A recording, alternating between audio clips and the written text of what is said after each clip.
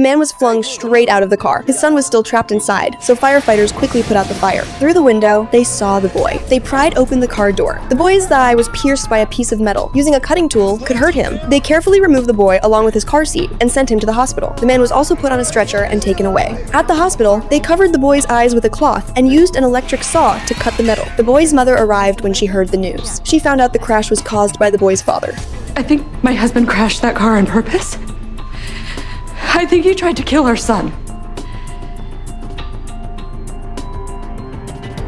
The couple was going through a divorce and fighting over custody, which made tensions high. Firefighters recalled that the father hadn't worn a seatbelt. The road was empty with no second car. There was no obvious reason to swerve suddenly. When they went to see the boy, his father was sitting nearby. He quickly thanked the firefighters for saving his son. He claimed a deer suddenly jumped in front of the car, so he swerved. Firefighters were skeptical because deer rarely appear in this area. They went to the accident site to search. No deer tracks were found. Just when they were about to give up, they found a dead deer in the grass. A stronger proof than tracks. They informed the boy's mother. Upon learning the truth, she breathed a sigh of relief. She questioned why she had such thoughts, realizing her own anger had clouded her judgment. Thankfully, the truth was finally clear. After this incident, the family reconciled and came back together. Firefighter felt deeply gratified seeing this. A group of people linked together, forming a human chain to save a boy about to fall into the river. Now you hold on! Try to keep still. I got you. The boy had been playing by the roadside when he slipped and fell. Luckily, someone nearby grabbed him in time. Passersby quickly joined to help, but the slope was too steep. Everyone struggled. Firefighters sprang into action. They tied a rope to the fire truck and rappelled down to rescue. They rescued people from bottom to top. First the boy at the lowest point, then the others one by one. When it came to the last person, there was a near accident. Hold on, yo! Grab him, Casey! Fortunately, a firefighter caught him just in time, preventing a fall into the river. Soon, everyone was safely brought up. Medics checked the boy and found no injuries. The boy's mother rushed over, surprised she had just been napping and didn't know he had snuck out. She thanked the firefighters, but they told her the real thanks go to the kind-hearted passersby. Without their quick action, the boy might have already fallen into the river. Right. Come on, let's get Aaron a med just as a precaution. Nice rescue. The car drove into a lake, but luckily the surface was frozen, so it didn't sink immediately. Half an hour had already passed, the car was slowly going under. Firefighters had to act fast. They hooked one end of a chain to the car and the other to the fire truck. Good to go! Okay, kid. Nice and steady.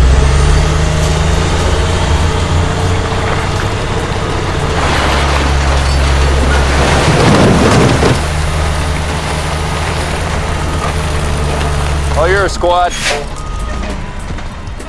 They pried open the car door, water rushed out, but the car was empty. The windows were shattered, the driver had likely escaped.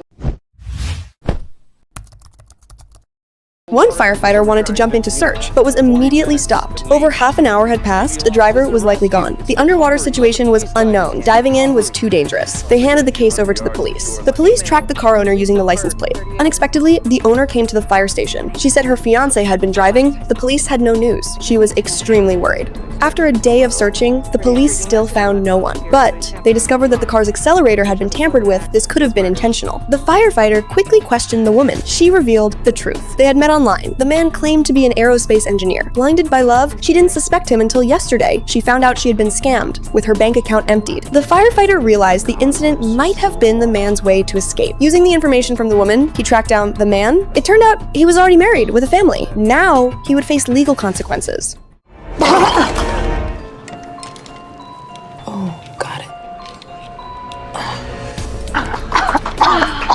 You would never think a ring could be deadly. A romantic proposal almost turned into disaster. A man was proposing to his girlfriend. To surprise her, he secretly put the ring in her cup. He thought she would notice while drinking, but she gulped it down in one go, swallowing the ring. I just wanted this to be a surprise. Yeah, let's just give her some room, okay? We're welcoming her to the family. I mean, she's a wonderful girl. You're wonderful, Alana.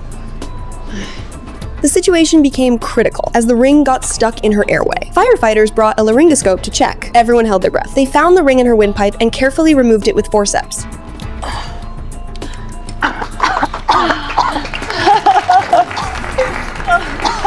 Seeing the woman safe, everyone finally breathed a sigh of relief. Romance is sweet, but safety always comes first. Choose a safe way to do it. Danger can be everywhere. Maybe that's the solution to your Julie and Scott problem. You don't wait for an invite. You just say, hey, I'm family, and then you show up.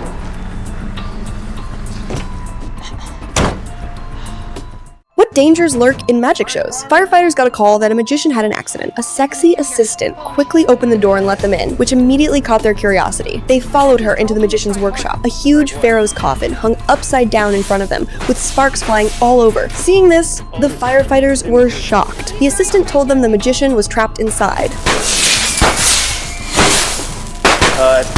Sir, can you hear me? He's got a gag on.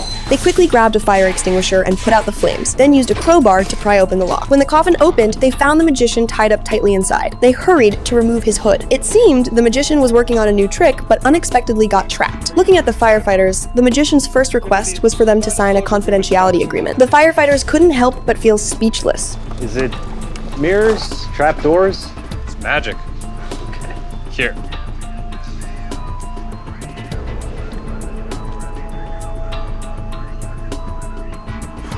Ooh, where'd it go?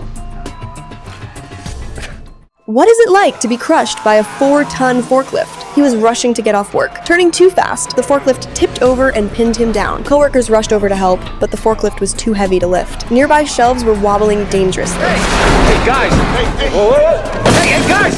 Back up! Give us some space to work! It won't budge! Hey! Firefighters immediately acted. They told surrounding employees to evacuate because the shelves needed stabilization first. They placed airbags under the forklift. As the airbags inflated, the man screamed in pain. They quickly stopped the operation. Suddenly, the shelf nearby collapsed.